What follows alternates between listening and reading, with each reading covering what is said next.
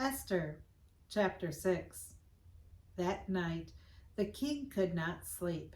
So one was commanded to bring the book of the records of the Chronicles, and they were read before the king. And it was found written that Mordecai had told of Bigthana and Teresh, two of the king's eunuchs, the doorkeepers who had sought to lay hands on King Ahasuerus.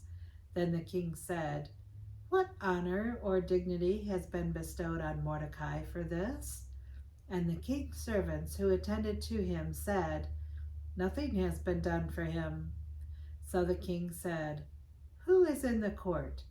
Now Haman had just entered the outer court of the king's palace to suggest that the king hang Mordecai on the gallows that he had prepared for him. The king's servants said to him, "Haman is there, standing in the court." And the king said, "Let him come in." So Haman came in, and the king asked him, "What shall be done for the man whom the king delights to honor?" Now Haman thought in his heart, "Whom would the king delight to honor more than me?" And Haman answered the king, "For the man whom the king delights to honor.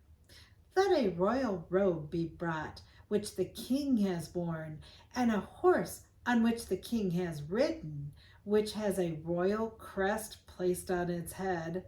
Then let this robe and horse be delivered to the hand of one of the king's most noble princes, that he may array the man whom the king delights to honor. Then parade him on horseback through the city square, and proclaim before him, 'Thus shall it be done to the man whom the king delights to honor.'"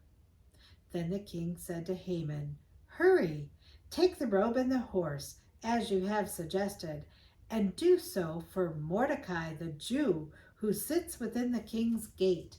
Leave nothing undone of all that you have spoken."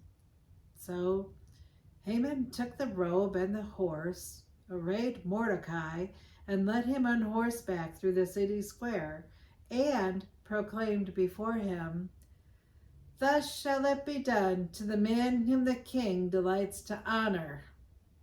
Afterward, Mordecai went back to the king's gate, but Haman hurried to his house, mourning, with his head covered.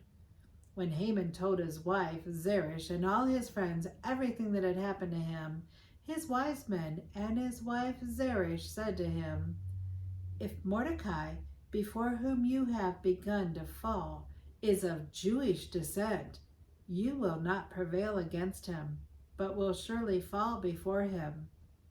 While they were still talking with him, the king's eunuchs came and hastened to bring Haman to the banquet which Esther had prepared.